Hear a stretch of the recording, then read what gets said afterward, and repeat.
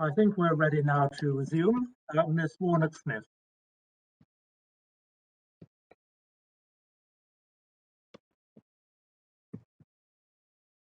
This morning, at times this morning, I was covering my microphone with my papers. I do hope that didn't make life too difficult for you to hear. I promise I've got it safely isolated in front of me this afternoon, so I hope not to have those problems.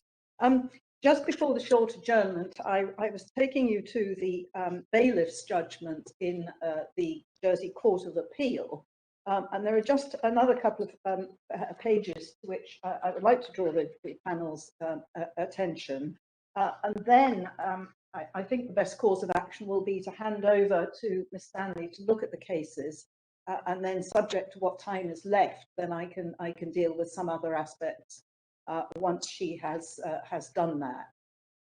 But the passages that I'd like to refer to are on page 444 and at paragraph 264, the bailiff is referring to the very passage 59.5 of the Privy Council judgment in Investec, the controversial passage.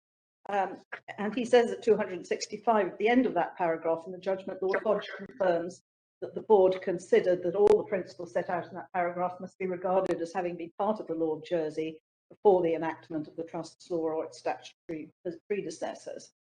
Then he remarks that a lien is a right to keep possession of property belonging to another person until a debt due by that person is discharged. An equitable lien, which does not depend upon possession, sounds like a contradiction in terms, but it is given effect as a form of floating charge over trust assets. It might be thought that the current trustee has an equitable right, in one sense similar to the banker's right to combine accounts and set off credit and debit balances against each other, to indemnify itself directly out of the trust assets against liabilities before taking account of any debts due by it in relation to the trust. As the trustee had the legal ownership of the trust asset, such right would amount to an equitable possessory lien, which conceptually at least is consistent with Jersey customary law. Former trustee's position, however, is not that merely of a person claiming against the new trustees for the indemnity in question. It is a claim which is said in equity to charge trust assets, thus securing the indemnity to which the former trustee is entitled.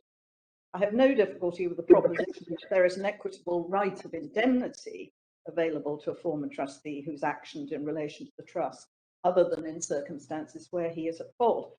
However, it's the charge supporting the equitable right that causes the difficulties.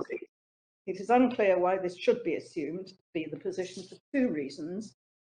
The first difficulty with this line of argument, this is over page 269, the first difficulty with this line of argument is that it comes up foursquare against a well-established principle of Jersey customary law that meuble n'a point de suite par hypothèque.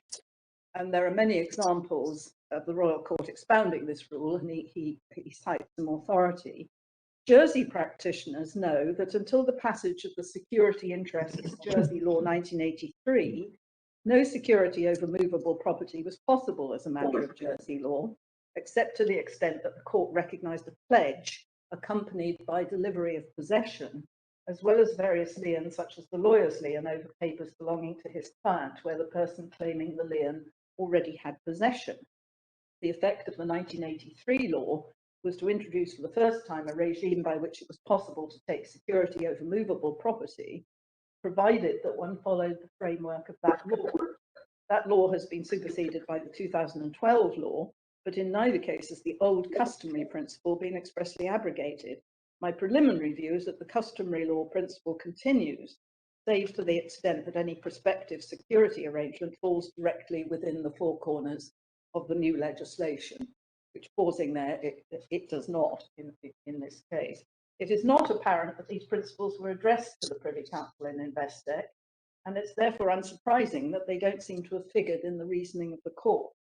Indeed, the passage cited above would surely not have been set out as part of the law of Jersey without some explanation as to how it might be reconciled with the customary law which I have described. And then he goes on to say the second difficulty is that in Article 43A of the Trusts Law, that's the current version, provides that an outgoing trustee may require to be provided with reasonable security for liabilities. If the outgoing trustee has an equitable lien over the assets, it already has a form of floating charge which has priority in time over at least subsequent claims. If that floating charge existed already by way of equitable lien, there'd be no need for that provision. Of course, Article 43A may only be concerned with a legal charge by way of security, but it would be slightly surprising if that was so, given the gaps in the island's bankruptcy law in this area, especially as the trust is not currently regarded as an entity which can be technically insolvent. And then he goes on really to consider the potential for corporate status for a trust. And at the end of paragraph 273 on page 446, he says halfway through that paragraph, although the concept of a trust as having its corporate status has not hitherto been accepted, it seems to me it would be more desirable to avoid the equitable lien of the former trustee no longer in possession of the trust asset, because that is alien to our customary law, and instead provide that the corpus of the trust fund ought to be available to whomever its trustee at any given time to support the equitable right of indemnity which the former trustee claimed. In doing so, the trust may end up with a legal status which reflects the way in which trusts are, in fact, though not for the most part in law, currently treated. And then there's much more really in that judgment, but I think probably not for now. There is one other thing I want to draw attention to, and that's a passage in Justice of Appeal John Martin's judgment which followed, and halfway down page, well, not quite halfway down, page 450 in paragraph 284, he's referring also to the right of security in Article 43. He says it might be thought that the sentence beginning, it might be thought that the article implies a recognition that a trustee has only an unsecured right of indemnity as a matter of Jersey law, and that his only means of obtaining security once he relinquishes possession of the trust fund is stipulated for it under Article 43A. But Article 43A was inserted in the legislation only in 2018 and cannot have affected the prior position.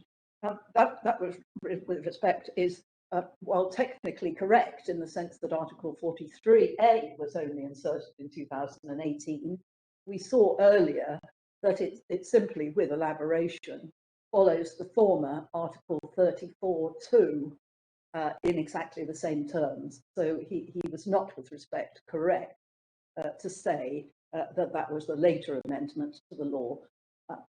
Sorry, you yes, said yes, Lady Rose. You said Article 34(2), wasn't it in Article 43(2)? No, that was in relation to the termination of a trust, lady. Oh.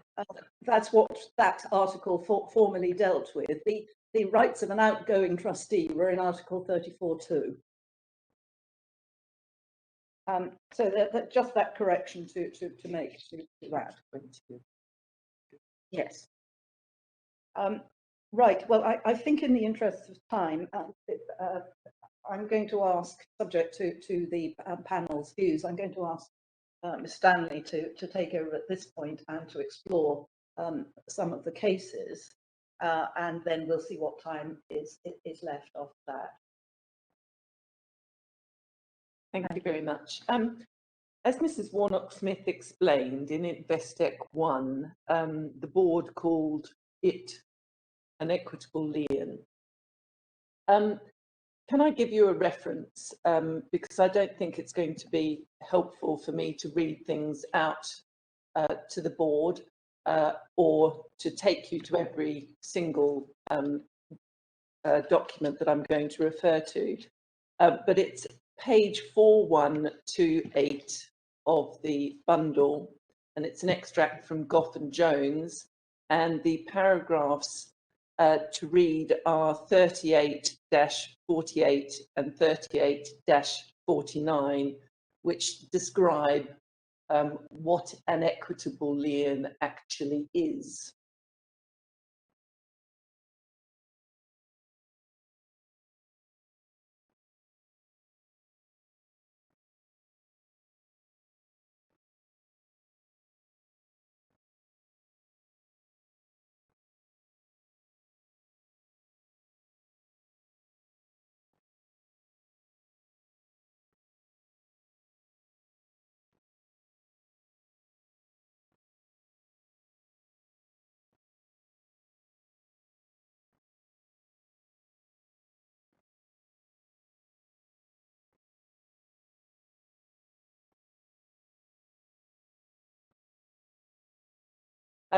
In this case, the Court of Appeal interpreted Investec 1 as meaning that the trustees' lien was a fully fledged security interest. And again, if I can give you some references, paragraphs 133 and 134 at page 409, paragraph 145 at page 412,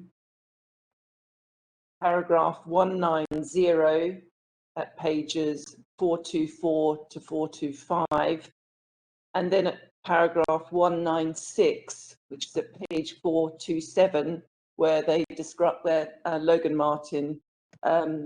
Justice Logan Martin called it an equitable charge, not an equitable lien. Our position is that there is no security interest in the sense of one which gets priority over creditors in an insolvent position. The trustees' lien, we submit, is a shorthand for the protection given to trustees.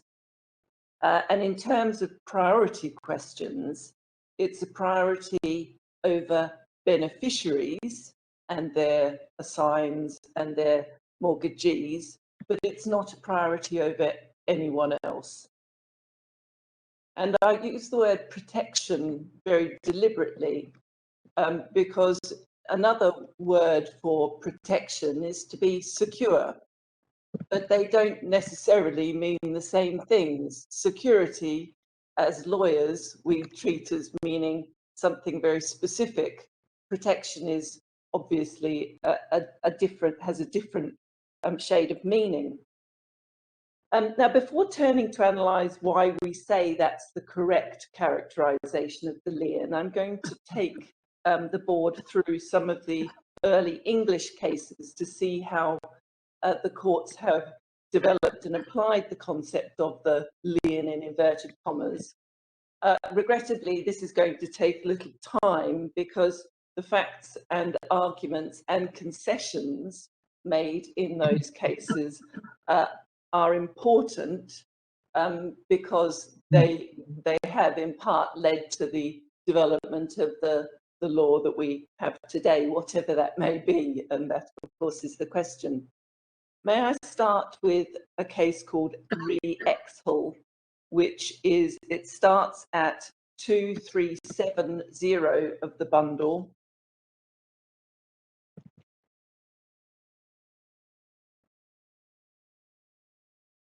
And if I could invite you to just read the top part of the head note, a mercifully short case, as they were in the 19th century.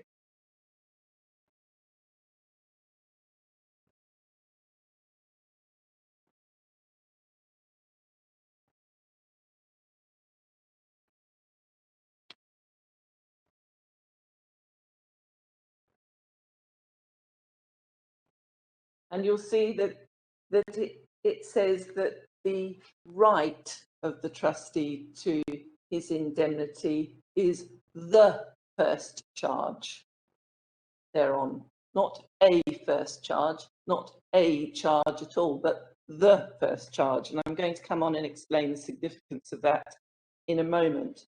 The facts of Exhal are potentially important in this case because there seems to be possibly some difference of opinion between us on the one hand and Equity Trust on the other as to what this case decided.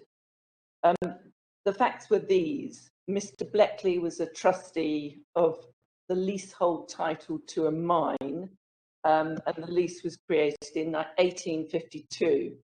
In 1857, the company, Exhal Coal Company Limited, was registered as a limited liability company. And the idea was for the leasehold interest to be transferred to the company. But for reasons which history doesn't recount, that didn't happen. And so Mr. Bleckley carried on as the lessee, but he held the lease on trust for the company, seemingly on some kind of bare trust or a very straightforward trust. So the company was the beneficiary of this trust fund. The company went into liquidation. Rent was due under the lease and Mr. Bleckley paid it. He was automatically, therefore, entitled to be reimbursed from the trust fund. Some of the trust assets had been sold and the money had been paid into court, and there were competing claims to the money. And the arguments deployed between, on the one hand, Mr. Bleckley, and on the other hand, debenture holders, the company having granted debentures in respect of its own assets, namely its beneficial interest under the trust. The arguments appear on 2371, about halfway down the page. You'll see in bold, in square brackets, 452, Mr. Jessel and Mr. Cooper for Mr. Bleckley. The fund was primarily liable to indemnify the trustee by virtue of the Articles of Association, and secondly, by the general law, which gave to the trustee the first charge on the property as against his Setike Trust and all claiming under them. Mr. Southgate and Mr. Webb for the debenture creditors argued that their second argument was that the fund had arisen from property severed from the leasehold and no longer was the subject of the trust. So the dispute didn't seem to centre upon whether there was a security interest. It centred on whether or not there were, the lease was part of the trust property. If I could invite you to read the relatively short judgment of Lord Romilly, and then I will make a couple of points about it.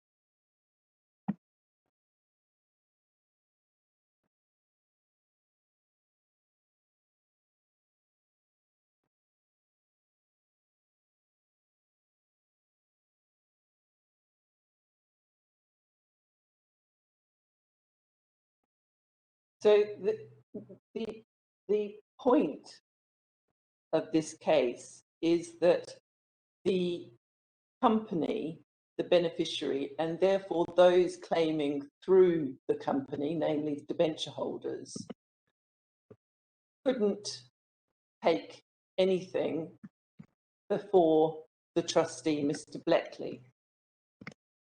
Lord Romilly says the liability, this liability to repay and indemnify him, is the first charge.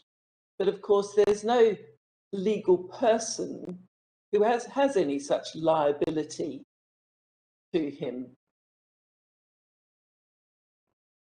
The phrase that he's using is that this sum of money is there, and the first slice, the top slice, must be paid to the trustee. He ranks ahead of the beneficiaries. Now this is one of the earliest cases on the right of indemnity and what happens to it in the context of a limited fund, but it is authority for the proposition only that the right of indemnity, whatever it is, takes precedence over beneficiaries, doesn't take precedence over third-party creditors of the trustee or subsequent trustees, just over the beneficiaries and those who claim through them. Moving on from Exel is a case called Re-Channel, and this is at page 1976. Now, the facts of this case are not important. The reason I'm taking you to it is because of the statement made by Lord Justice Cotton at page 1987. And if you could read the first 10 or so lines of his judgment up to prima facie, the trustee is entitled.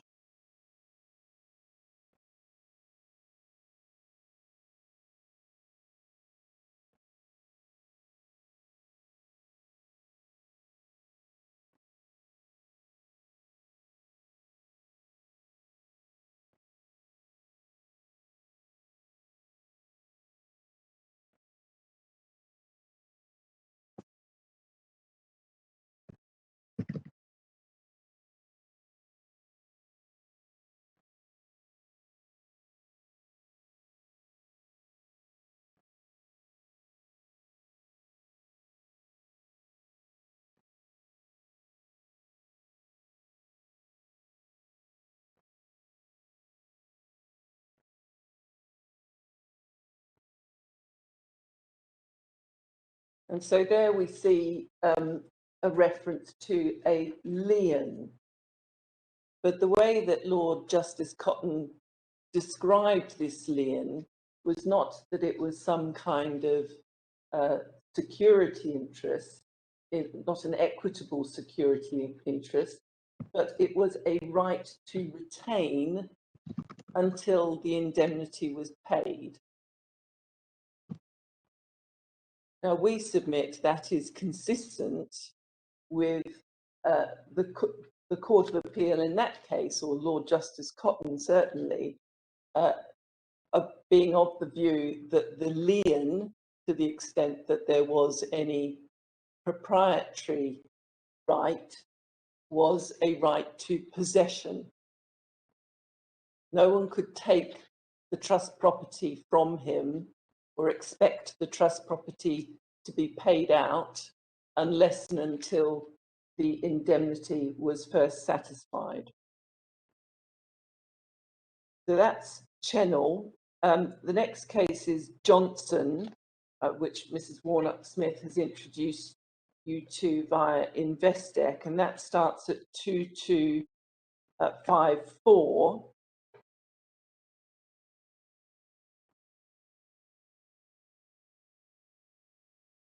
And again, the facts are not important in this case. It was a subrogation case, And the passages that I would like to invite you to look at start at page 2258. About a third of the way down, well, actually it was probably better to start earlier, about 7 lines down, there's a sentence beginning with regard to the point that has been argued. And if you could read then to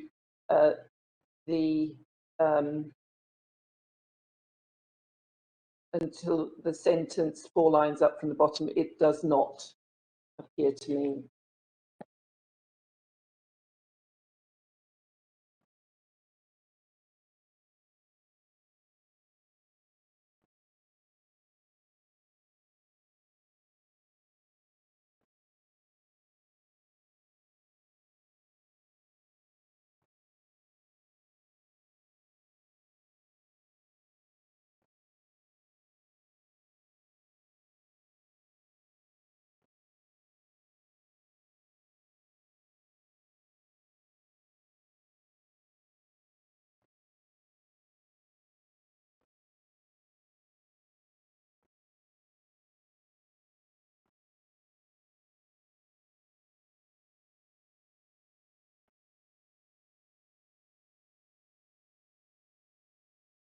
Can I just ask, are we looking at these authorities in order to understand the nature and rationale of the lien in English law, or are we looking at these in order to understand the law of Jersey?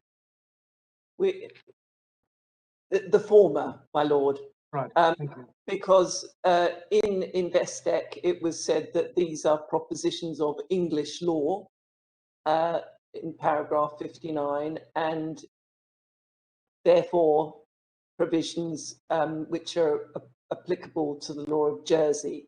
So this focuses on what is the lien in English law. Yeah, yes, because I'm asking the question because a civilian lawyer would analyze the matter in a different way and arrive at the same practical answer, effectively, a right of retention, but by a different process of reasoning. And I think half the trouble we're in this case, on your argument, is that it was mistakenly taken for granted that an English approach was appropriate to Jersey. That's certainly our principal argument, but as our subsidiary argument is that even if Jersey law is the same as English law doesn't regard a former trustee's indemnity as a fully fledged security interest. In English law, it was also possessory. I mean, a civilian approach to this would be that a trust is a combination of 2 civilian types of contract: a contract of mandate and a contract of deposit. And if one of the incidents of a contract of mandate is the obligation of the mandatory, that's to say the settler, to relieve, it's an obligation of relief to relieve the person executing the mandate of obligations that he incurs in the course of doing so. And under that contract of mandate, there would be a right to retain the property until the obligation of relief had been fulfilled, and it would be prior to any other claim on the trust assets, because effectively you couldn't work out what the trust assets were until the obligation had been fulfilled. That, my lord, is what we say the position is in English law as well. Right. Okay. That there isn't although the settler in English law doesn't have an obligation to indemnify, but if there's a trust where the beneficiaries are absolutely entitled, the beneficiaries have a personal obligation to indemnify unless the trust instrument excludes that obligation.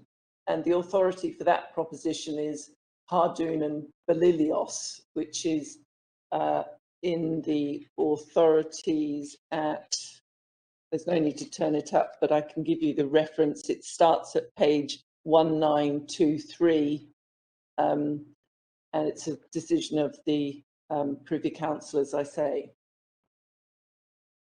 And it proceeds on the basis that beneficiaries shouldn't take the benefit of the trustees' spending of its own money to maintain the trust fund without having to pay for that benefit.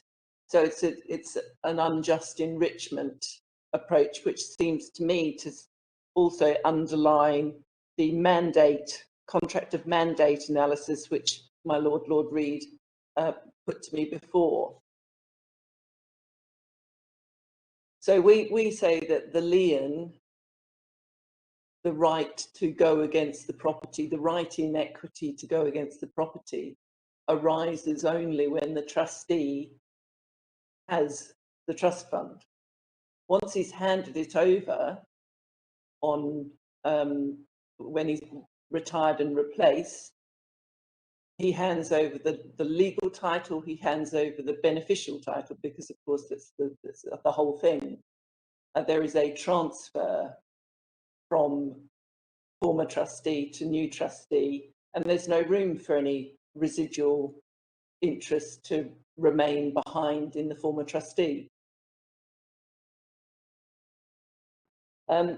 So Johnson, the reason I'm taking you to Johnson is obviously first because Can I just ask you, are you saying that in those circumstances the former trustee has no right at all to be paid out of the trust fund for liabilities that he, she, or it incurred while trustee?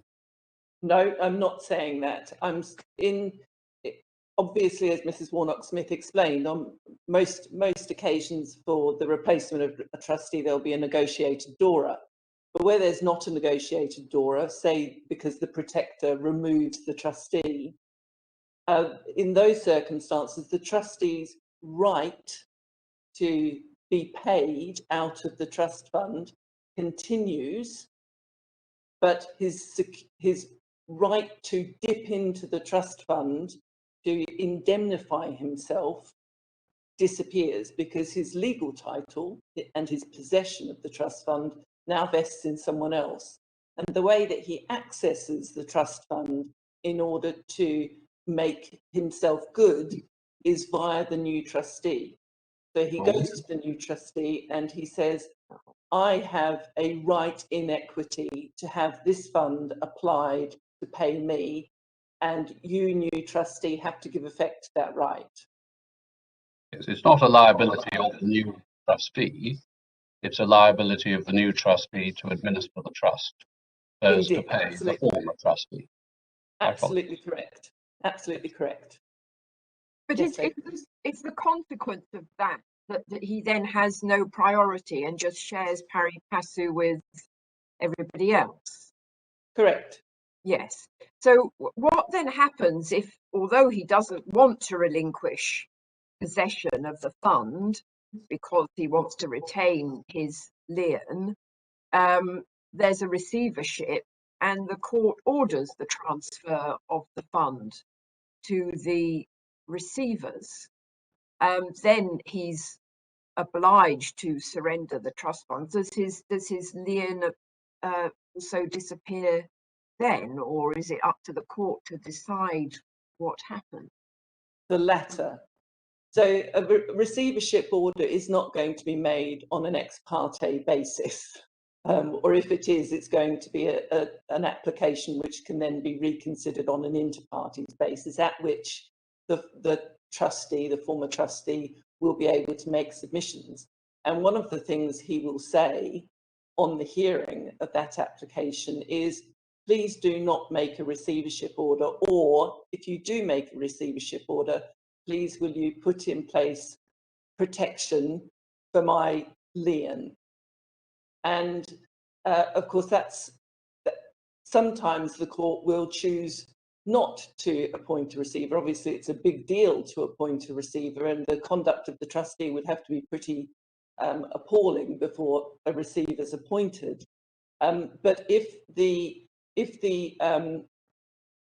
receiver is appointed, the court will obviously very jealously consider whether or not the former trustee's rights in respect of the trust fund are going to be adversely affected. And of course, this is one of the things which Mr. Justice Wilberforce, as he then was, considered in repalling. He didn't make a vesting order he wanted to replace the trustees. They'd been found to be in breach of trust, but pending the appeal, he decided not to make a vesting order, and indeed not to make an order for the replacement of the trustees, precisely because he was concerned that the lien, their rights in respect of the property, would be compromised. Does that answer my lady's question? Thank you. And presumably, where the provisions of the Trustee Act or the Jersey Trust Law apply to automatically, or at least to, sorry, in the case of the Trustee Act, automatically to transfer the assets, or in the case of the Jersey law, require the existing trustee to do that. You say in both those cases the lien is lost, do you?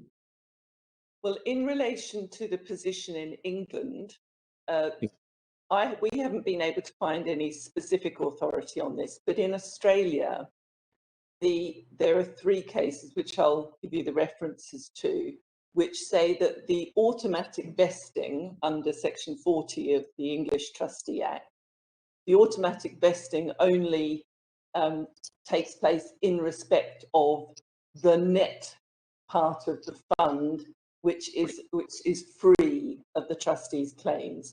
You can't, the courts say you can't work out what the trust fund is until you've debited the amount which needs to be paid to the trustee. And so the automatic vesting, bizarre, I can see Lord Briggs raising his eyebrows, and I have to say I had the same sort of difficulty with the idea of this sort of automatic vesting of property, which wasn't the trust res, it was some notional share of it after making allowance for the trustee's indemnity. In Jersey, the position is more nuanced, because in Jersey there needs to be deeds or instruments of transfer. It doesn't just happen as in the ether. It requires conveyancing documents. Yeah, and at least gives the incoming, or gives the outgoing trustee the opportunity of negotiating terms of his indemnity. Indeed. And of course, in English law, in fact, there's a case called Re Brockbank, which many of you will be familiar with, because it considers the application of the rule in Saunders and Vautier.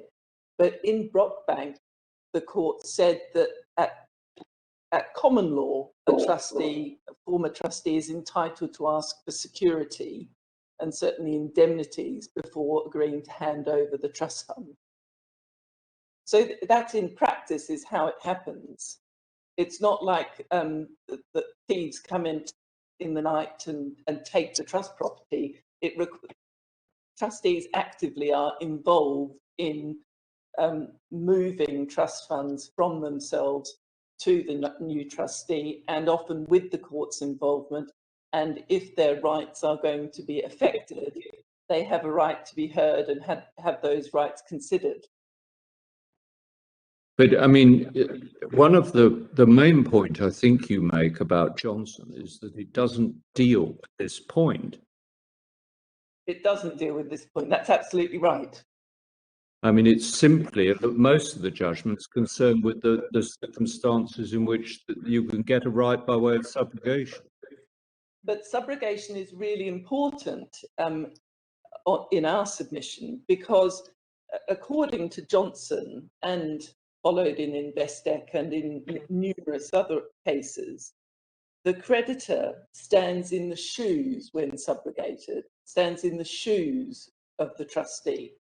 And if the trustee has some kind of security interest, preferred interest in this fund, then it must follow that the subrogated creditor, following the trustee's rights, becomes a secured creditor of the trust fund. And that is, in our respectful submission, a very undesirable result. And it would, of course, cut across the whole English approach to subrogation and the need to avoid unknown beneficial interests or proprietary interests in trust funds. So, but if I can, I think. Ms. Stanley, Lady Rose asked you whether the court-ordered receivership would ipso facto deprive the previous trustee or the person who previously been in possession of the trust property of relevant rights. And you said, well, that person can go along and ask the court for help. But do you adhere to what was said in the Exel case at page 2372, where the court never allows the steps it directs to be taken for the realization of the property to vary the rights of the parties? This is always effected without prejudice to the rights and interests of any of the parties concerned. Well, in Exel, the dispute was between beneficiaries and trustees. So in that case, of course, the court is going to do whatever it can to preserve the trustees' rights. And it's going to make an order which says, notwithstanding this receivership, the trustees' rights to indemnity under its lien are preserved.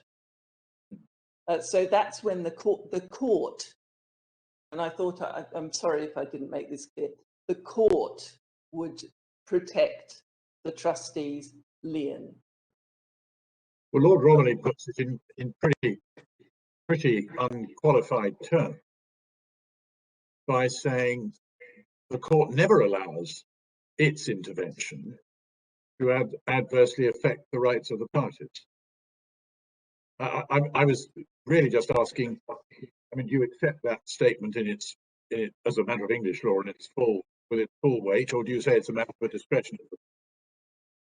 But it's a matter for discretion, because very often the court does make orders which affect parties' rights.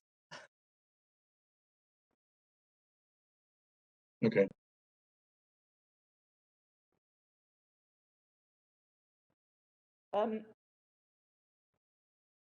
I'm going to take a slight diversion into an Australian authority, if I may.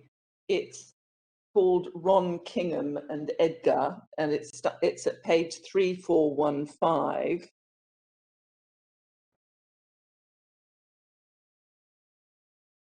And it's a decision of the Queensland Court of Appeal, including Mr. Justice McPherson, who the board may have seen as the author of a number of very erudite extrajudicial writings in this area. And on the point about subrogation, if you could turn to page 3419 and line 15, if you could read line 15 to line 18.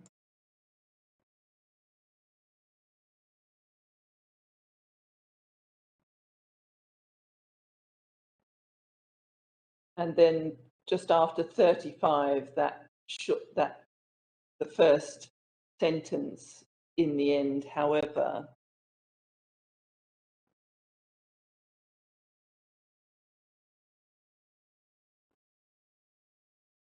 And I'm sorry to move you around again. I'm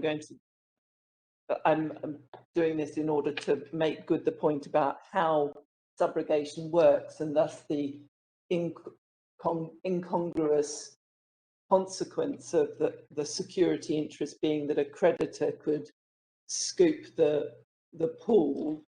A case called Jones and Matrix, which starts at page 2989.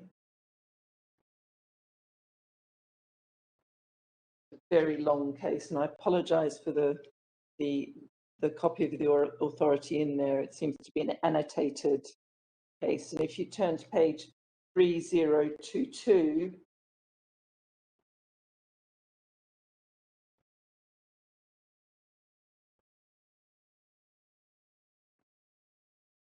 paragraph 68, if you could read the first half of that paragraph up to the sentence beginning octavo investment.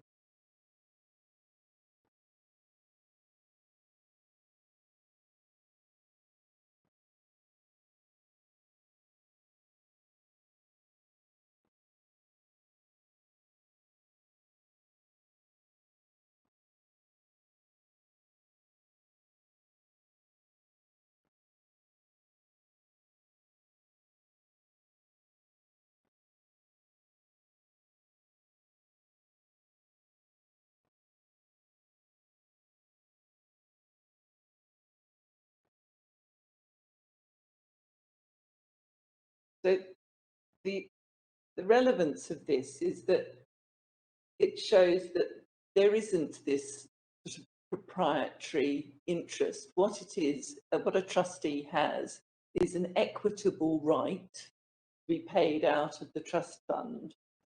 And if the trustee owes money to a trust creditor and doesn't pay it, the way that the trust creditor accesses the trust fund is not by being subrogated to any charge, but by asking the court to direct that proceedings to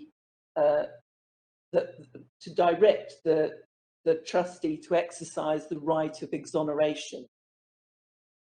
Of course, it is only in exoneration cases that creditors are interested in subrogation. If they've already been paid, then it's the trustee who's going to be seeking the reimbursement.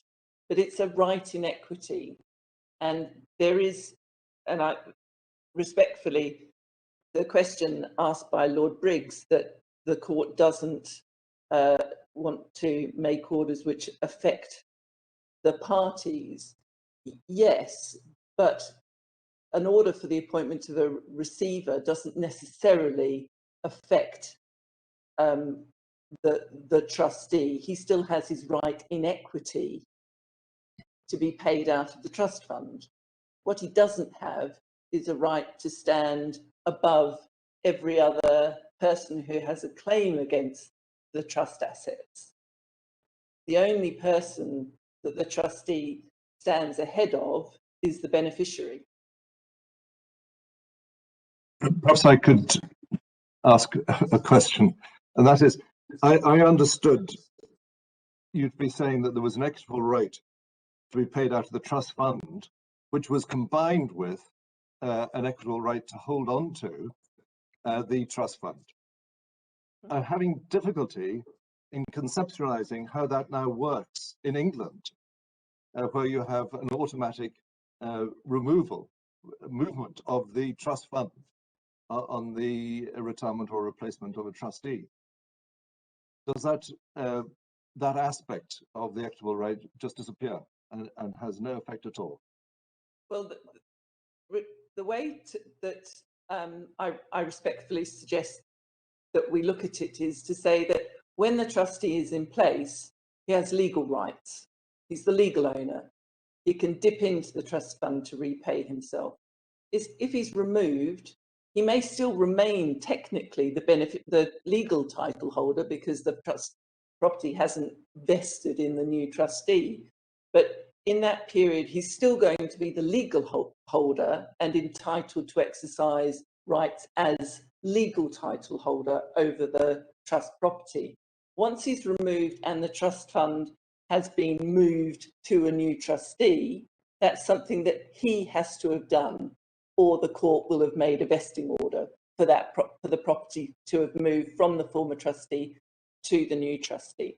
At that point, he retains his equitable right against the fund, but it's not one that he can exercise. The way that he exercises it is to go to the new trustee and say, in your administration of this fund, you must pay me the money that I am owed by way of indemnity.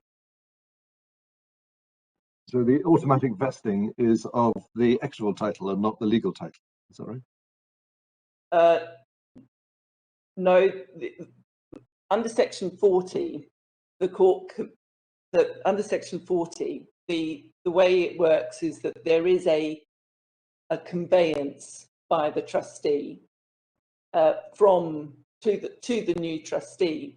But if the conveyance doesn't specifically include particular items of property, then the effect of Section 40 is to make them vest.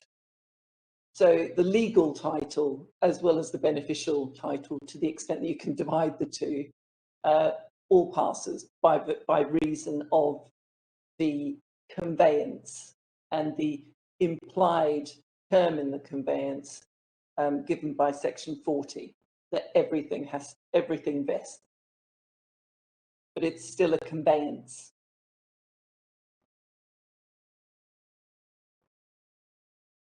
Can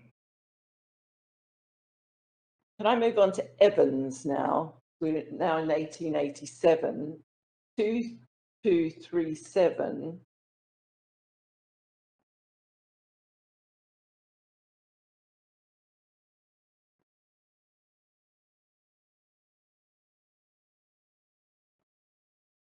And again, the facts in this case are potentially important. Sorry, can you just give that reference again, please? Yes, of course, I'm sorry, 2237. Thank you. This is a decision of a very strong Court of Appeal. The facts were these: the administratrix carried on the business of the deceased intestate following his death, and she ordered some cement for the purposes of the business. She didn't pay for it, and the cement company got a judgment against her. The estate was the subject of administration. Some of the cement was sold by receivers, and so there was money held by the receivers plus some cement. And the cement company sought an order that it be at liberty to levy execution over the cement. And at first instance, Mr. Justice Kay declared that the cement company had a lien over the administratrix's beneficial interest. But the cement company wanted more and it appealed. And the argument can be seen at 2239, top of the page, Mr. Everett, Queen's Counsel, and Grosvenor Woods for the cement company. And if you could just read up until just before Lord Justice Cotton's observations.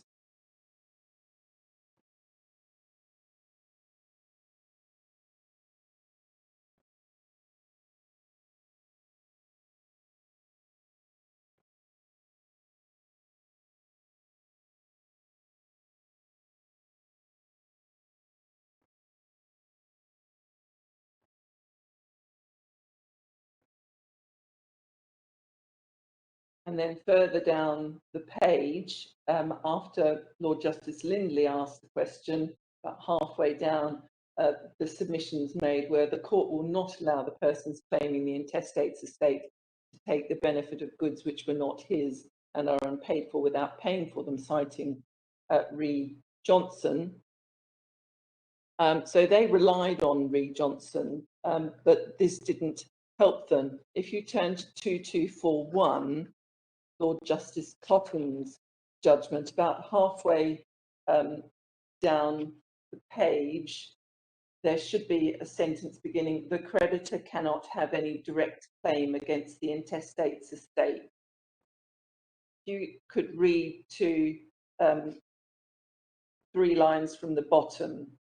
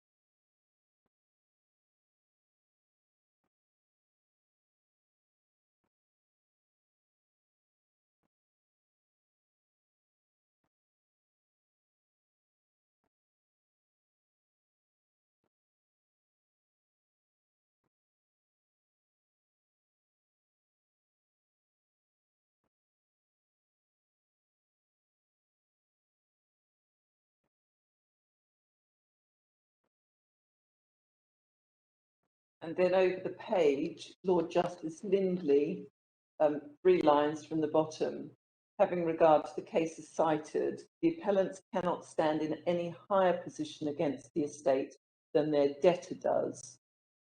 And these goods, the cement, must, I think, subject to the right of the widow to indemnity, be considered part of the estate.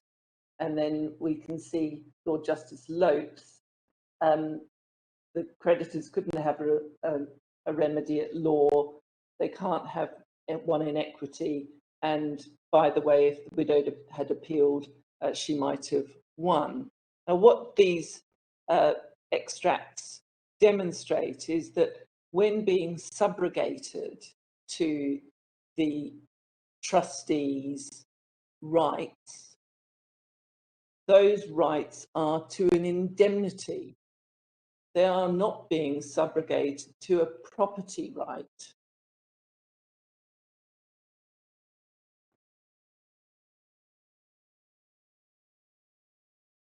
There's no mention of liens, no mention of proprietary charges.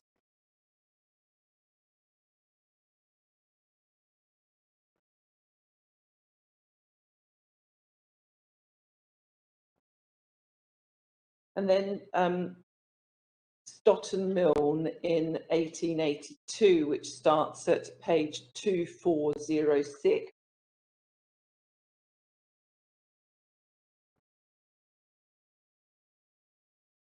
And again, the facts are relevant, but fortunately not very complicated. The plaintiff was the life tenant of a trust, and the trust property was a farm, and his complaint was that he hadn't been paid income from the trust. The trustees had in fact retained the income to enable them to pay the costs they'd incurred in certain litigation. And the plaintiff had succeeded in getting an order for costs against the trustee at first instance. And if you turn please to page 2411 in the judgment of the Earl of Selborne, Lord Chancellor, and read the last sort of 7 or 8 lines, the right of trustees to indemnity against all costs and expenses properly incurred by them in the execution of the trust is a first charge on all the trust property, both income and corpus. The trustees therefore had a right to retain. They were entitled not to pay the income. They were entitled to retain it to reimburse or exonerate their liabilities. So again, we can see the court using the language of a right to retain, but using slightly loose language, first charge. And of course, as common lawyers, we see the word charge or we see the word lien, and we're immediately predisposed to think that it's some kind of security interest. But in our submission, it's not. If it were, then the subrogation cases would have been decided completely differently. That Stotton Milne was, just for your note and reference, approved by I think it's the House of Lords in a case called Baker and Archer Shee, which is in the bundle starts at page 1710, and the relevant approval of Stotton Milne is given at 1742. If I could move on now to Re Pumphrey, and again, I'm sorry, it is quite tedious going through all of their cases, but it is necessary in our submission to see how the doctrine, if I can put it that way, was developed by judges in the 19th century, because it is that platform from which everything else has then flowed. So Re Pumphrey is at page 2347.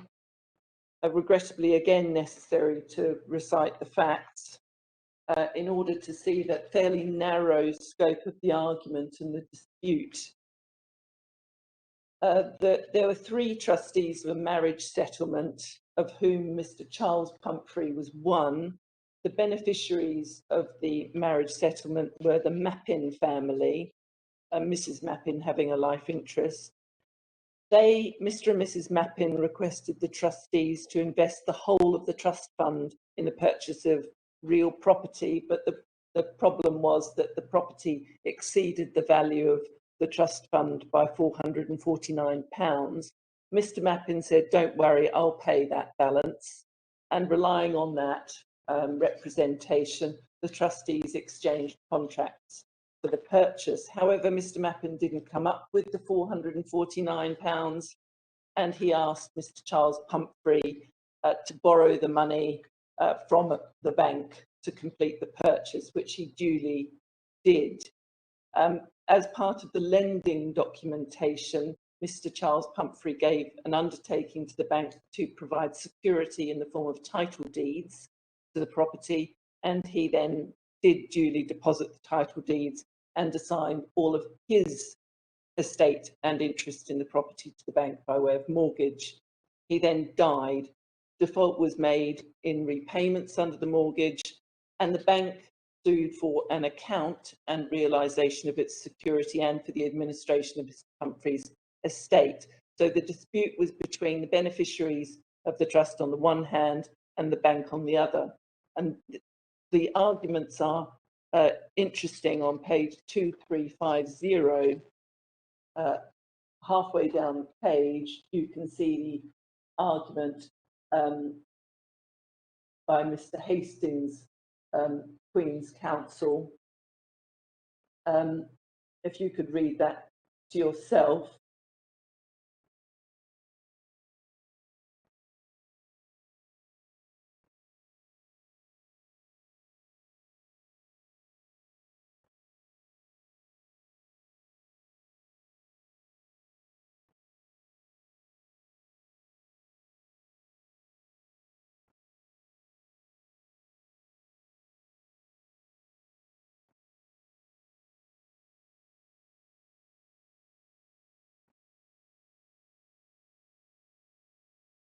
So it can be seen that it was said that Mr. Pumphrey didn't act in breach of trust in concluding this mortgage. He didn't benefit himself. It's an entirely proper transaction for which he should be indemnified and have a lien. Mr. Warrington for the beneficiaries, and if you could read his arguments, he said in essence there could be no lien because there'd been a mixing of trust monies with the trustees' monies such that the beneficiaries were entitled to the whole.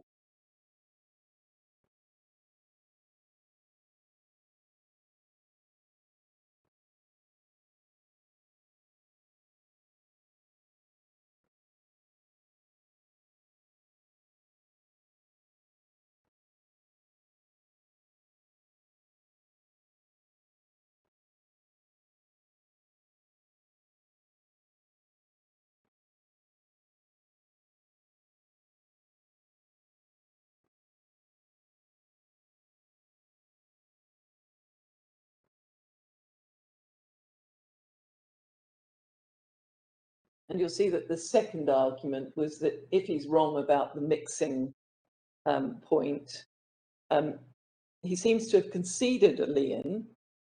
What he said was that the lien can't be enforced until the trust for sale has arisen and the property sold.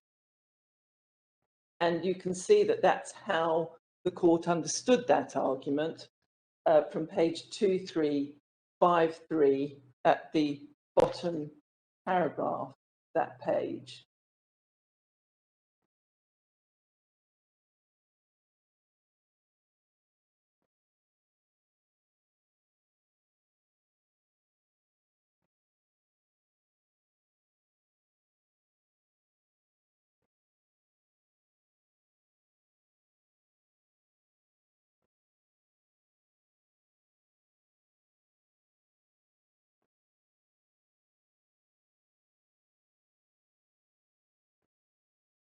And then on page 2, going back to 2352, Mr. Justice Kay, about halfway down the page, starts with a sentence which begins, "Therefore it appears to me that this is simply a case of a trustee who, without the slightest chance of benefit to himself for the convenience of his ZK trust, advanced a sum of money of his own to complete a purchase which otherwise there was entirely within the trust and within his power to make."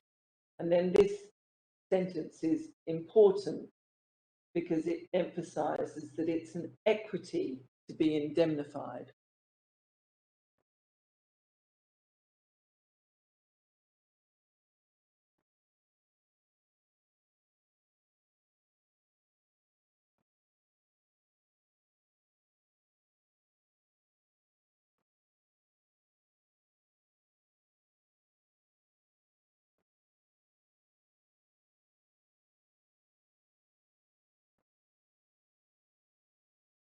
And then at 254, you can see his rather abrupt, in the first half of the page, rejection of the argument that the lien couldn't be enforced until the trust for sale had come into, had arisen.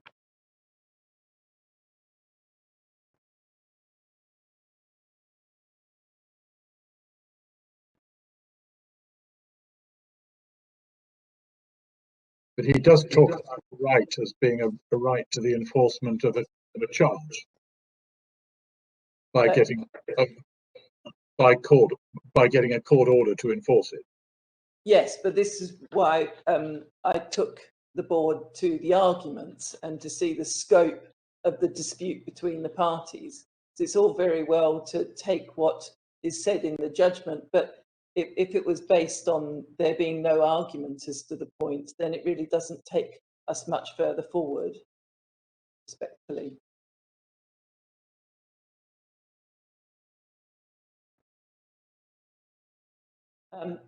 Then Bedo, I'm obviously not going to take you to for more than 30 seconds just to show you one line. It starts at 134.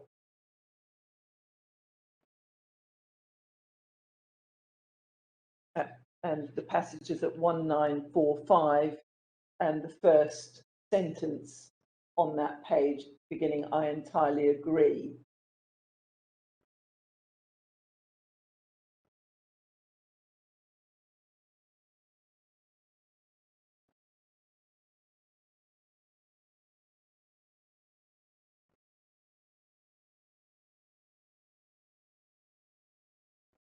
And this goes back to the point put to me or explained to me very helpfully by Lord Reed about the contract of mandate. Here you can see that the way that the courts approach the people who are in essence liable, although not in legal terms, but in practical terms liable, are the beneficiaries. They're the ones who take the benefit. So they should be the ones who are paying for it. It's an unjust enrichment remedy, maybe called a lien, or sometimes a charge, or sometimes a bit of preferred beneficial interest. It's called all kinds of things in the authorities, but in reality, it's a remedy for unjust enrichment. Whatever that remedy is, and that's of course the question for the board. Yes. I'll do it myself. Yeah, well, I take that point, but the trouble is that, I mean, the 19th century cases you're showing us do use, as Lord Briggs said, the terminology of lien and charge on a fairly consistent basis. I mean, I entirely accept your point that none of these cases requires one to analyze in a sort of hard-edged way precisely what the limits of the right are, because they're not cases where, for example, we're dealing with priorities. But there is a sort of tradition of language or description, isn't there, for this right, whatever it is, which it seems pretty well embedded in these judgments. Yes, well, I mean, Lewin says that the right of lien comprises a number of things. So the right of exoneration, the right of reimbursement, the right of retention, and some other right which just escapes me for the moment. But it's a shorthand for a group of rights. But I entirely take the Lordship's point that the courts have, perhaps because they haven't had to focus on the precise proprietary or otherwise characteristics of these rights, they've used the language of something which we see as the language of security interests, but in reality isn't a security interest, not least because in order to have a charge, you need a chargeor and a chargee. In order to have I can see Lord Briggs shaking his head. I'm sorry, I'm just looking at the case about a solicitor's lien we were dealing with just before just at the end of last term. I mean, Yes. if a lien arises by operation of law, what do you mean by saying you need a chargeor and a chargee? Well, in the case of a trust, the ownership is unitary. So you've got the trustee having the whole interest, being the legal title holder and holding the beneficial title to the extent that they're separated. And I don't think it's necessary to get into that debate. But in the context of the solicitor cases, the Gavin Edmondson case, you've got a party, say the instructing client, who has received a sum of money, and it is the debtor to the solicitor. So you've got one repository holding the money, and you've got the other person being entitled to the debt. So you do have a chargeor and a chargee. But are you saying that equity can't fashion for itself a right on the part of the trustee I mean, if we just park for a moment the particular problems of Jersey, under English law, that equity can't fashion a right of the trustee that would correspond to an equitable lien or a floating charge.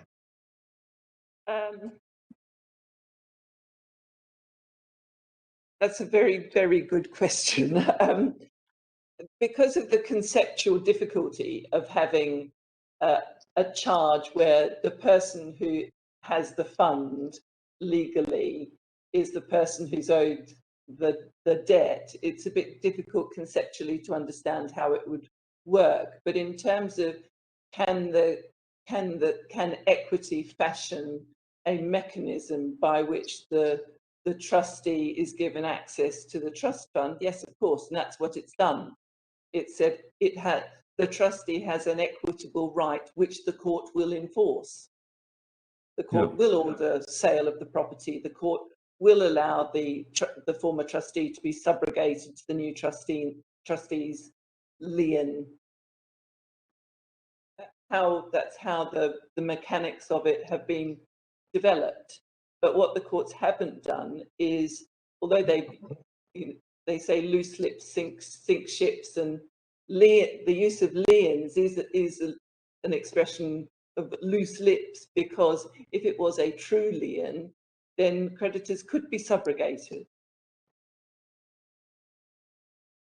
And equity would have to have a pretty good reason for thinking that a former trustee or the incumbent trustee even is entitled to rank ahead of all of the other trust creditors.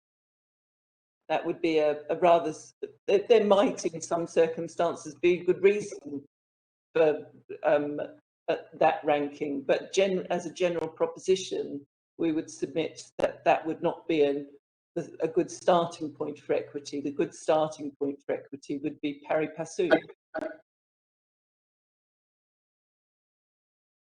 Yes.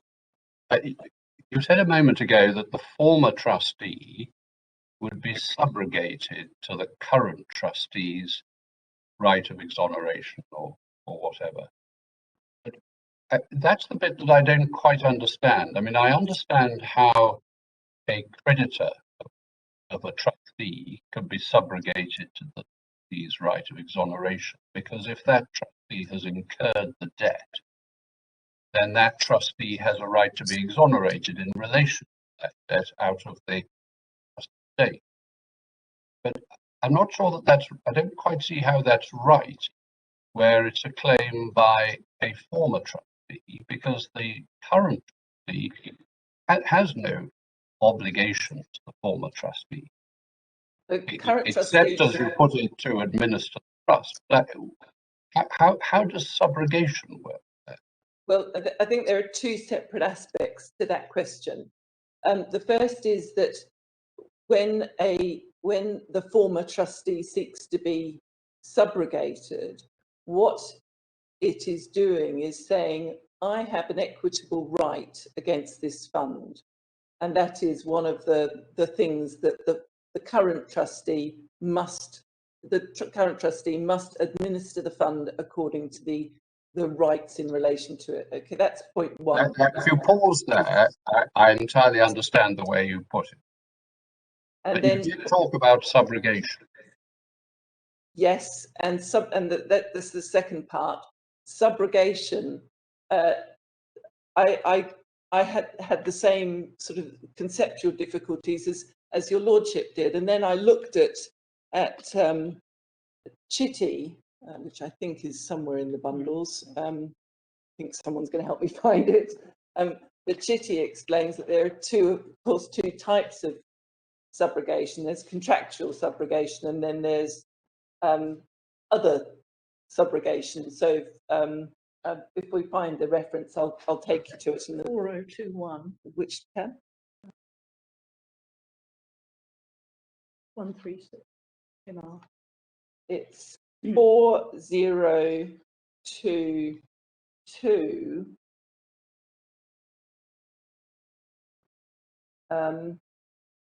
under the heading, this is Chitty on contracts under the heading subrogation. By virtue of subrogation, a person may, in certain situations, step into the shoes of another so as to enjoy the latter's legal position or his rights against a third person, may arise from the express or implied agreement of the parties or by operation of law.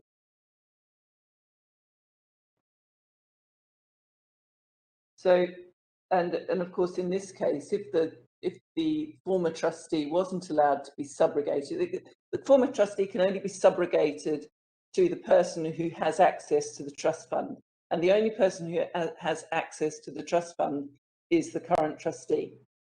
So the former trustee becomes subrogated to the current trustee's right of access to the trust fund in order to prevent the unjust enrichment of the beneficiaries. That's the, sorry. But what I'm really just following on what Sir David Rich is asking me. I mean, why is that? Why? I mean, the original trustee isn't a creditor in the ordinary sense, meaning of that word, in the way that the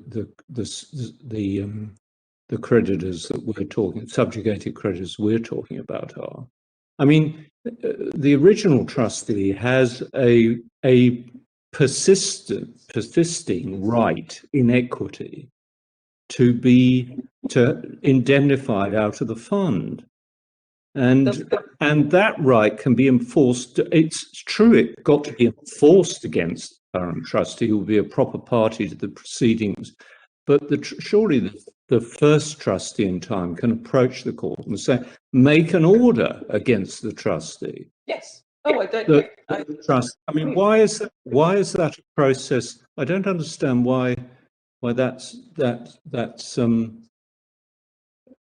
the same process as we're dealing with creditors. I mean, surely it's a direct right of action, isn't it, against the asset through an administration action? Yes, you're absolutely right. But the reason, and it may be that it's because I got taken along this track by what's been said in the Australian cases, and I will find the case for you. Balar. Must be.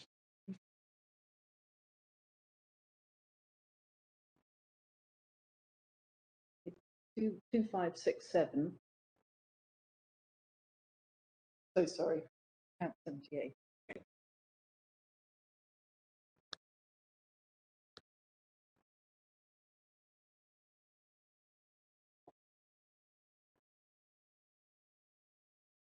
I'm so sorry. I'm just getting the page.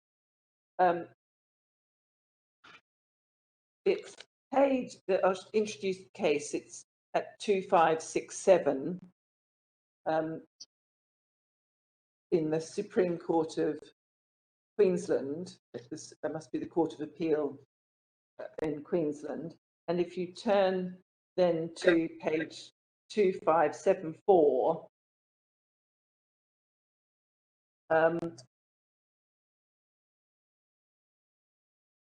paragraph 20 I think it's 20 to 24.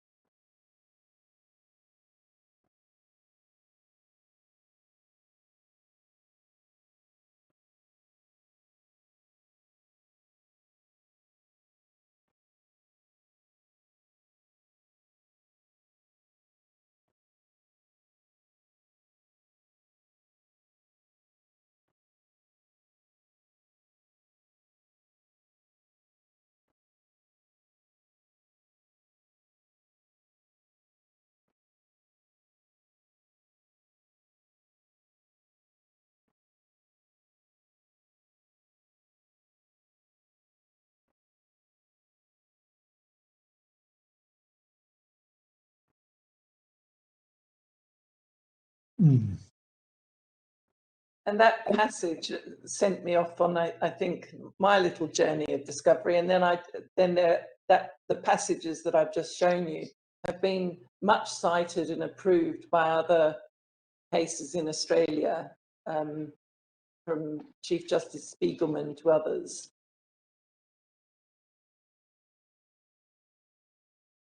I hope I've answered the questions, perhaps not satisfactorily, but I hope I've attempted to answer them to the best of my ability. Could I take you to Jennings and Mather, because this is quite a key case. It was cited in Investec 1. There are two judgments, and the reason that both of them are in there in the bundle is because the first instance judgment of Mr. Justice Kennedy was approved by the judges in the Court of Appeal. It starts at page 2000.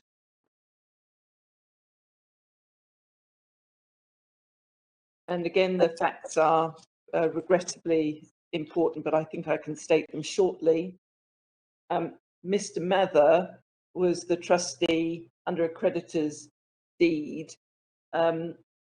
He was empowered to carry on the business for the benefit of the creditors, and in doing so, he incurred debts for which he was personally liable as trustee. Judgment was obtained against him by Mr. Jennings, and Mr. Jennings sought to take in execution goods which were trust property. Mr. Mather, as always happens in these cases, was then made bankrupt, and his trustee in bankruptcy claimed the goods taken in execution, and the question was who had title.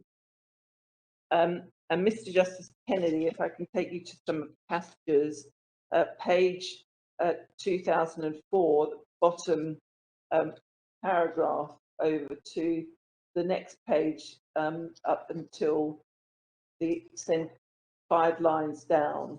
You could read those passages to yourselves.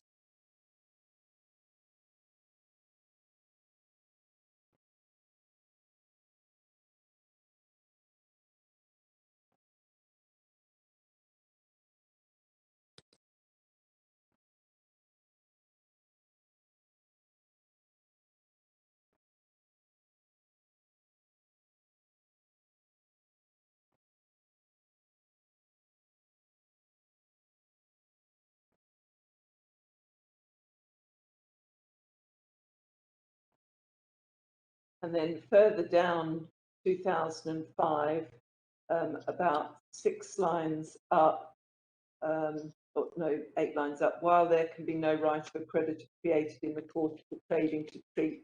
If you could read over to the next page, up to the sentence beginning, "We are bound," about 10 lines down.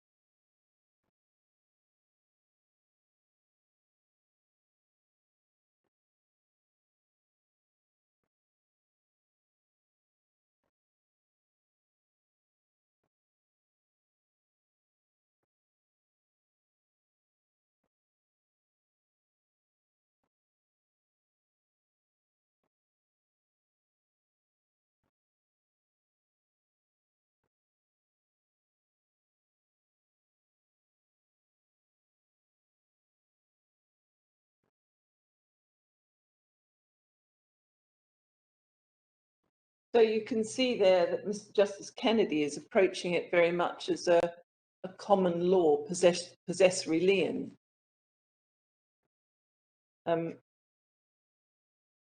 Available to an incumbent trustee, but that the lien disappears when the debt is, the indemnity is satisfied. Ms. Stanley, just before we turn to this, I was just thinking about trustees in bankruptcy, and I don't know if this is of any assistance, if I'm barking up the wrong tree, but just thinking about the position of trustees in bankruptcy for a moment. they have a priority for payment of the remuneration and outlays in priority to creditors. And that's not rationalized in terms of a security interest. It's simply one of the rules of the distribution of the estate, and it's sort of obvious that the amount available for distribution among creditors is going to be calculated after account has been taken of the effectively the cost of the administration of the insolvency. I'm just thinking about an ordinary trust. The amount that's available for distribution amongst beneficiaries is going to be calculated after you've already taken account of the cost of the administration of, and so as we've seen, the trustee is given a priority. His costs, his remuneration and outlays, and the liabilities that he's incurred take priority over other claims on the trust estate. I'd have thought that will remain the case whether he is currently the trustee in office or not. That's not settling priority as between successive trustees, but in principle, one would have thought that a former trustee is always going to have be given a priority over beneficiaries for payment of the amount that he's for relief effectively against any liabilities he's incurred, and for the reimbursement of his outlays. Yes, that's enormously helpful, and it is absolutely right, respectfully. And but if you look at it like that, I'm not sure there's any need to think about it in terms of a security interest. precisely. But what I haven't discussed is the issue of priority between current and former trustees. But I wonder. Well, I'll leave it there. I think Mr. Machel's going to be dealing with priorities between former and current trustees. Lord Briggs. I just wondered if a possible reason why in the bankruptcy, or for that matter, corporate insolvency situation, you don't have to worry about any concept of charge, is because both of those take place under a statutory scheme in which the priority of the liquidator is set down in the statutory waterfall. Yeah. The trouble we are dealing with is that we have a trust which isn't a separate entity at all, but it's simply got a shortfall of assets against liabilities, for which there isn't any statutory scheme, and therefore we're having to have recourse to what one might call first principles or old cases to see how the problem has been resolved in the past, in the absence of any clearly defined scheme which solves all those difficulties. You're absolutely right. And sorry, yes, Lord Reid. I mean, it had occurred to me, but of course, bankruptcy is now a statutory process, or it may be, or it may be contractual in some situations. But is it? I wonder if the position. I mean, has bankruptcy in England always been statutory? Yes, it has. Since the 13th century, it's been statutory. I'm not sure about that. I'm not sure about that. I think they're in the 19th century. But but obviously creditors, ordinary creditors, don't have any claims against the trust estate. They have claims against trustees. as what we're talking about is in terms of priorities, leaving aside successive trustees, it's trustees versus beneficiaries. Yeah. And the beneficiaries' interest, I would thought, can only be in a trust estate which is net of the costs that have been properly incurred in administering it, for which Correct. the trustees have a claim. Respectfully, that's absolutely correct. And in relation to the position in bankruptcy, I have put somewhere in the authorities bundle, but I can't at the moment track where it is, a section from Macpherson on company liquidation, which gives a sort of potted history of the development of insolvency law in the United Kingdom.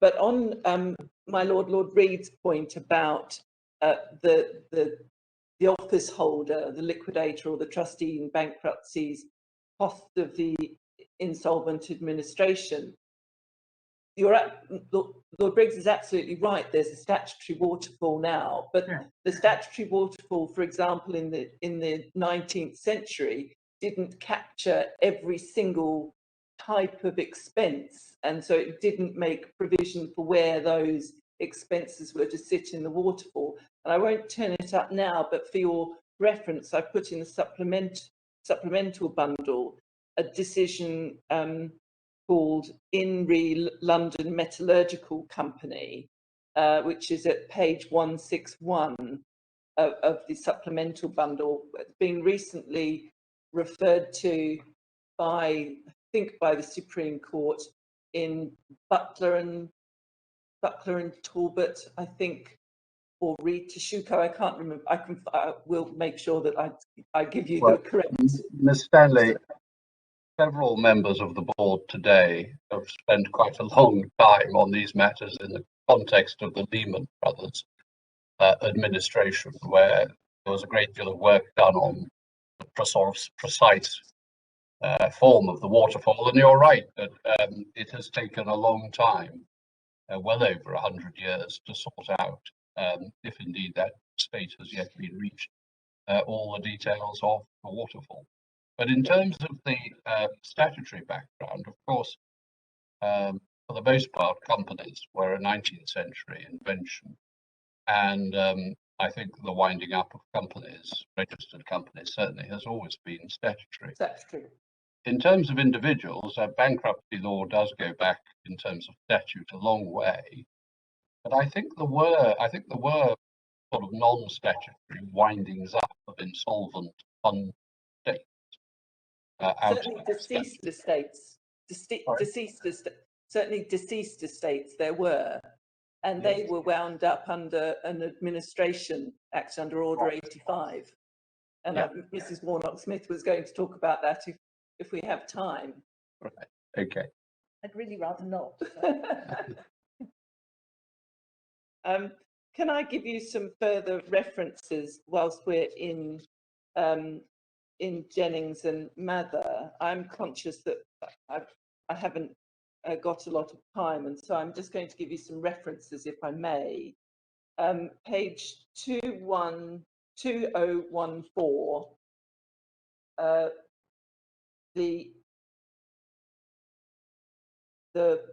from about a quarter of the way down, about 10 lines down, beginning having incurred these debts,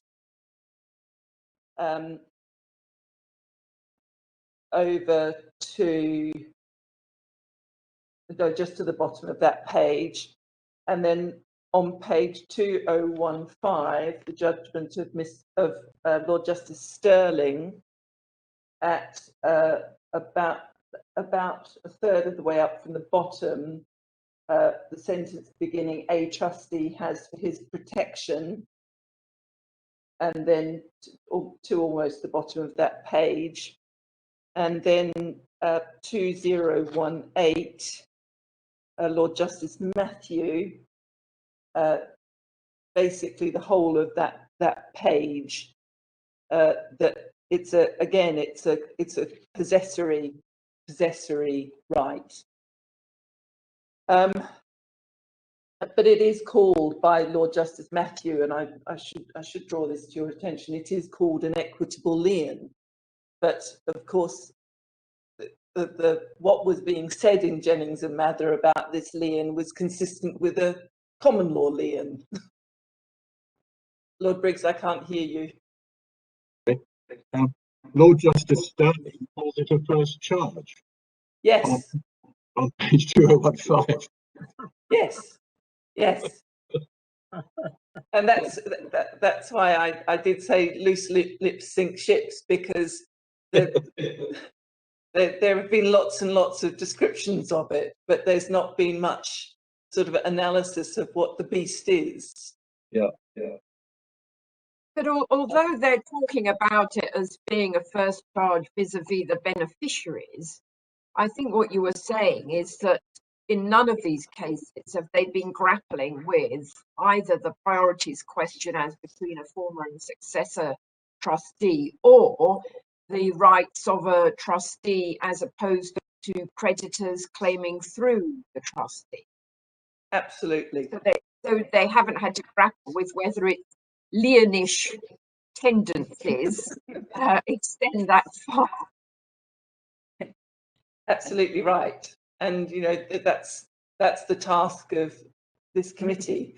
But some order respectfully needs to be put in this chaos. Chaos of various descriptions. Can I give you another reference? I won't take you to it, but it's in re Frith, which starts at page 1994. And if you look at pages 1997 and 1998, it's, again, we've got the expression, the equity, and talks of an indemnity, but not a lien. And then Richardson, which is 2356, which if I had more time, I would spend more time on. But the facts are, I think, relatively clear from the head note. So if you could read the head note.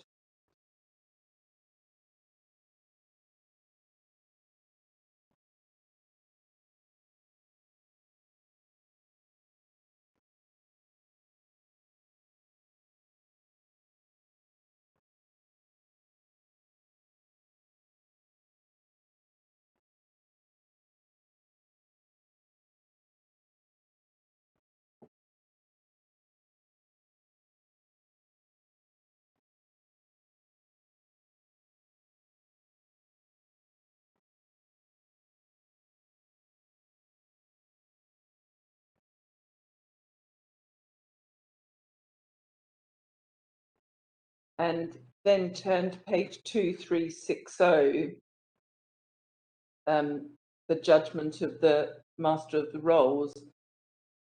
In due time, during the course of preparing your opinions in this case, it's what this case does repay reading in full. But I'm just going to take you to a few passages, if I may.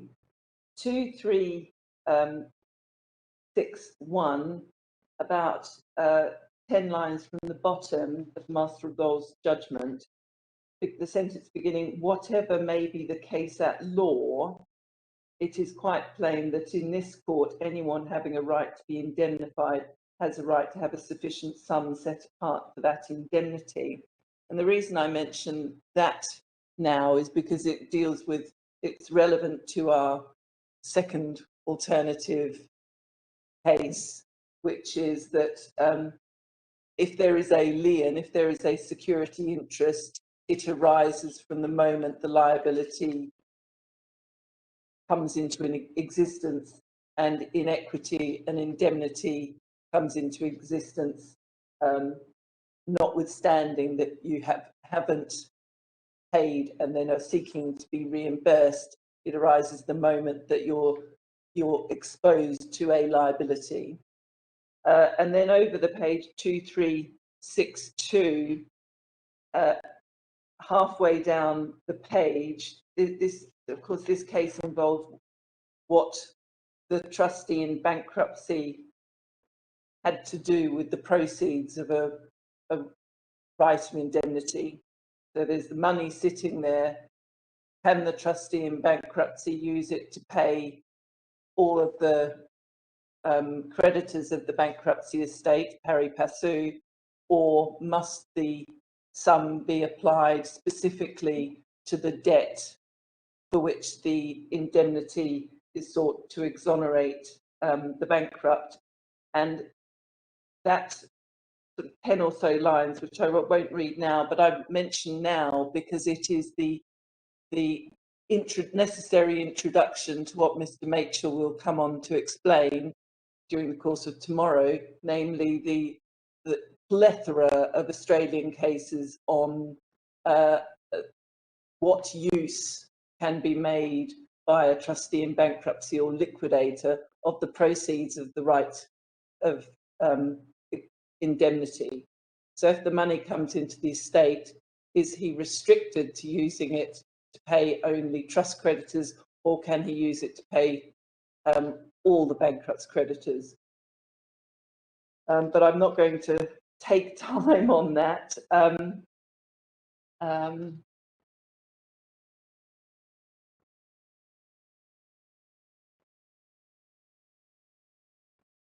Probably the most relevant when you have the opportunity to read this case at your leisure, as it were, the thing that I would ask you to draw from it is that there's no mention of liens, there's no mention of security interests. And if the hospital, the creditor in this case, had if the creditor was subrogated to the bankrupt trustee's lien, then the answer to this case would have been very straightforward. The money, the pot of money over which everyone was fighting, would have been charged in favour of the bankrupt trustee, and the creditor would be subrogated to that charge.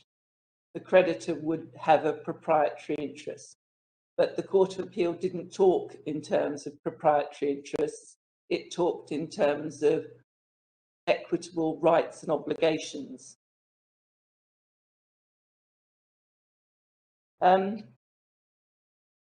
Give me one moment, I'm just going to work out what I can skip, because I'm conscious that time is against us.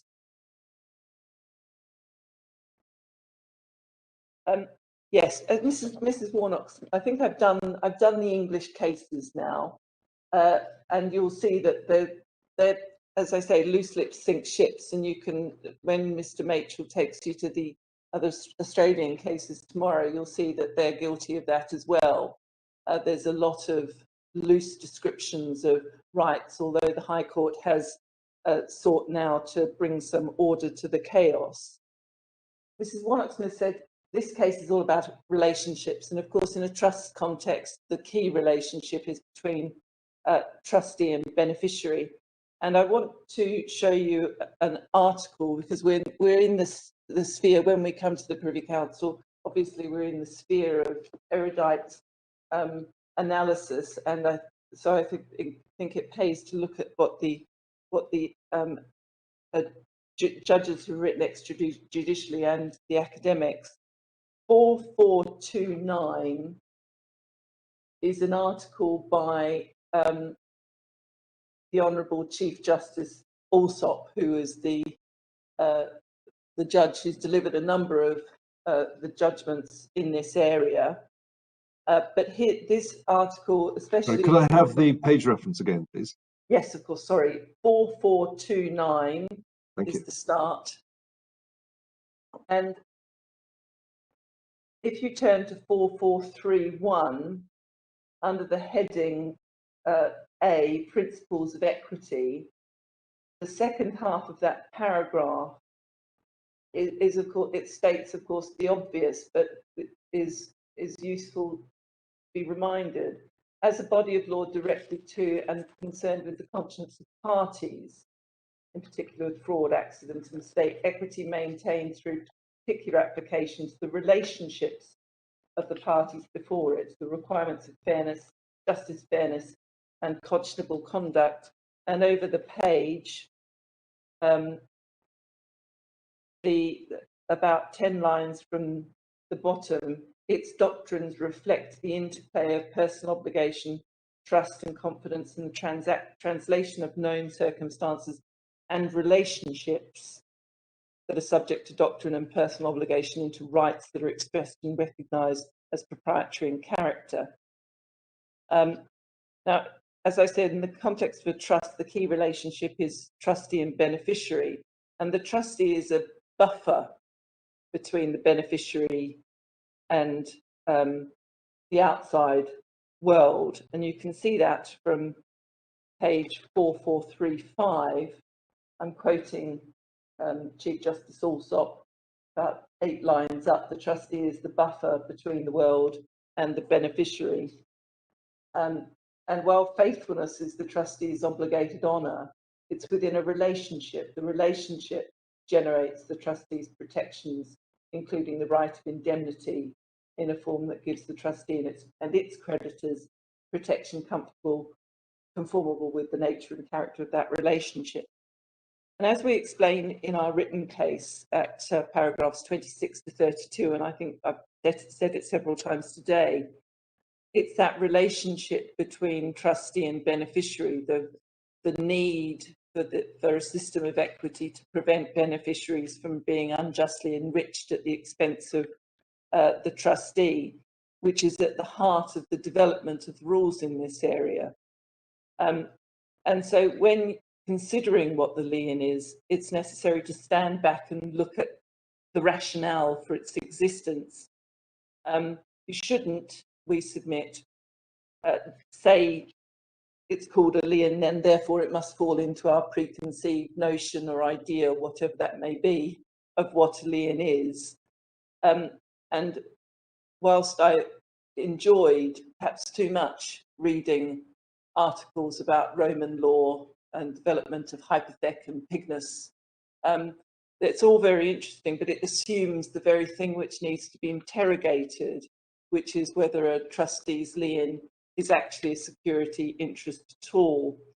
And at this is a point which a number of my lords and ladies have made today, that at 4433 at the bottom of the page, taxonomy and organisational structure of categories have their important place, but there's an ever-present danger that taxonomy and categories will direct or drive conclusions through mechanical application rather than merely assisting to organise principles to reach conclusions by reference to principle. Sometimes this is done in the name simplicity, but simplicity can be dangerous.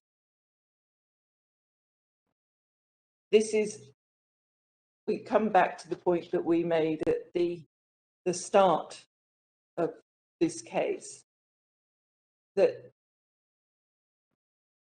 talk of liens and charges it's metaphorical. They're not real liens or charges. They're just a label that the courts have given to demonstrate and show that the trustee stands in a preferred position to the beneficiary. And if I could give you some references, I won't take you to the documents. 4455 in Chief Justice McPherson's, just the first half of that page. 3115, which is a case called Chemtron, and the reference that for your for the board is at page 3124, lines 15 to 30. And then the re-Ameren decision, which I won't take you to, but Mr. Machel will, which starts at 3179. The relevant passages are paragraphs 83 to 84 at 3216, paragraph 32 at page 3196, and paragraph 132 at 3235. And now I need to deal with Lemery, because this was a very important decision so far as the Jersey Court of Appeal in this case were concerned. You'll find it at 3132.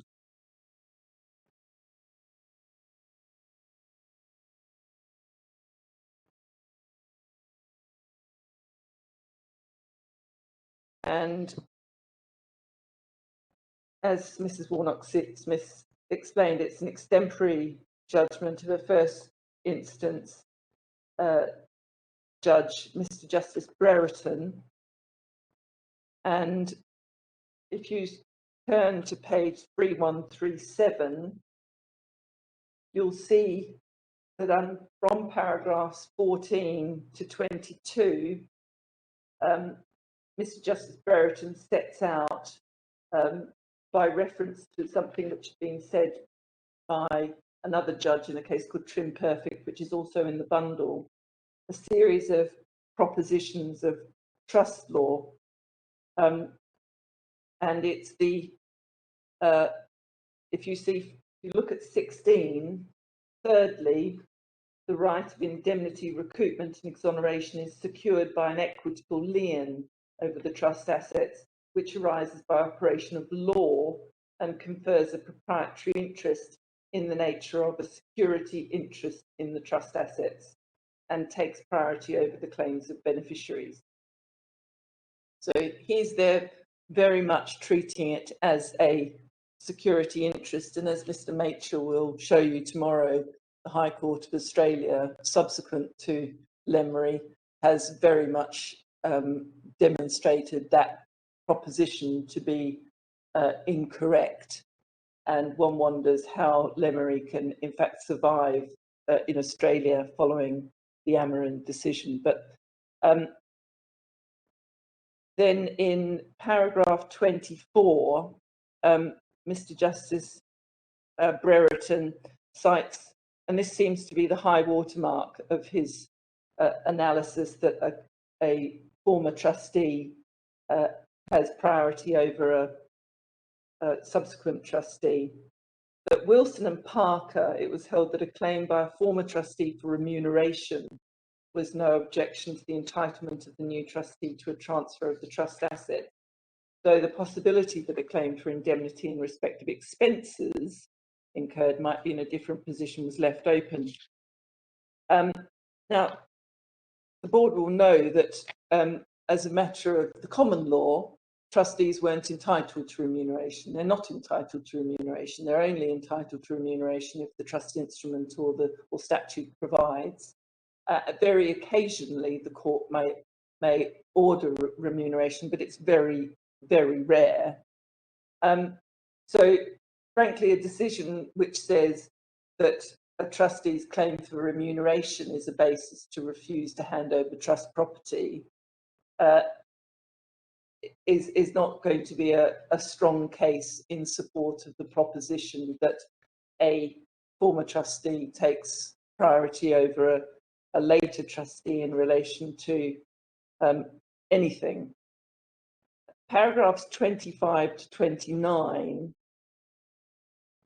the court considers Jennings and Mather and seeks to distinguish it. Again, I won't take you to these paragraphs, but they're in detail, but they are, that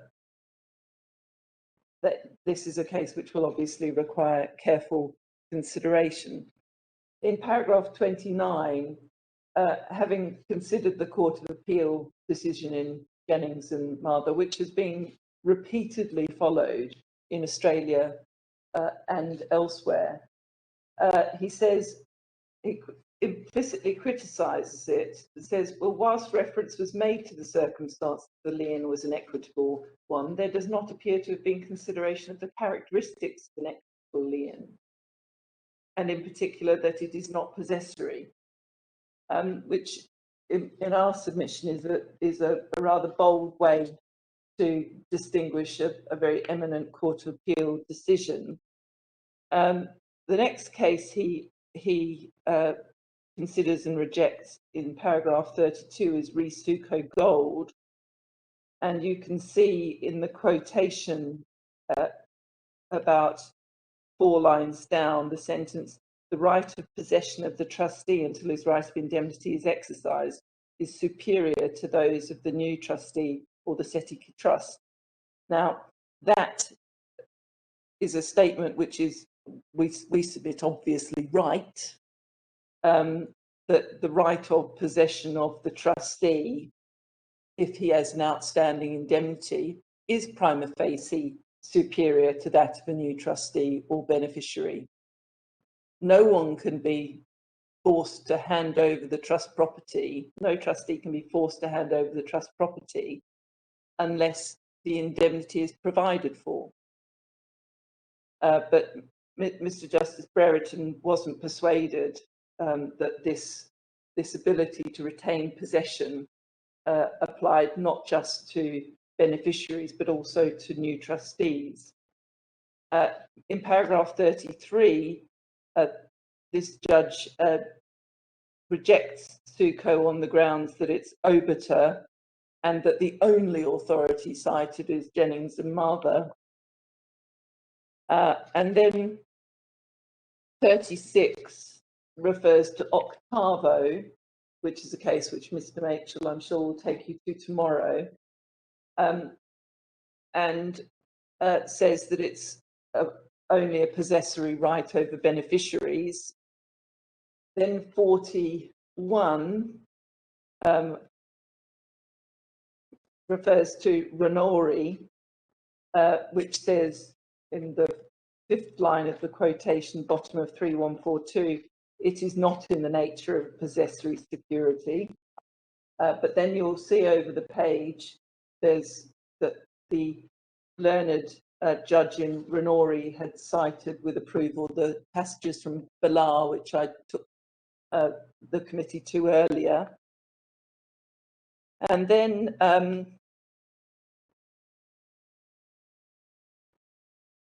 paragraph 44, Mr. Justice Brereton concludes that this leaves the authorities in a state of some disarray. Well, respectfully, they weren't in a state of disarray at all. The authorities he referred to were, apart from that first one, Parker, all Wilson and Parker, all in the same direction. They were all saying that this is a possessory right which applies not just beneficiaries, it entitles the trustee to retain possession not just against the beneficiaries, but also against the new trustee. And in 46, he says the starting point is that it's universally accepted that the nature of the trustee's interest is an equitable lien, that is an equitable security interest. Well, with the greatest of respect to Mr. Justice Brereton, it's not at all universally accepted. In fact, the High Court of Australia has said it's not a security interest at all. So, given that this is an essential part of his reasoning, this authority upon which the Court of Appeal in Jersey relied so extensively and Equity Trust here relies so extensively, is fatally flawed, we submit. And if I can give you a reference to another article, I won't pull it up now, starts at page 4461, decision of, yes, I know, of Justice White. And if you could look at paragraphs 7, 12, 25 to 27. Mrs. Warnock-Smith has just reminded me that I've actually gone 5 minutes over, for which I humbly apologise. But I'm kind of. If you need any more time to complete your submissions, you'll have to negotiate with the Mitchell, I'm afraid. I think we've had as much as we can absorb usefully this afternoon. I'm sure, my lord, I doubt whether Mr. Mitchell is going to be very cooperative. I think he already feels he's rather hard done by as far as time is concerned. I was going to just take you back to the Jersey law and some more authorities on the absence. No, my lord, absolutely. And in fact, most of them are mentioned in our written case or are in the supplemental bundles or in the existing authorities bundles. So I needn't, I think, at this stage trouble you with anything more. Thank you. Well, I'll leave it to you whether you wish to end your submissions at that point or throw yourselves on the mercy of Mr. Mitchell to try to say a bit more this morning. He's not looking very cooperative or merciful. Well, and we understand that because he has got quite a lot to cover. So I think I feel rather awkward in asking him for further time. And I think we have already put our case in terms of the Jersey aspects of this with those supporting authorities that I've just mentioned. Well, thank you very much, then.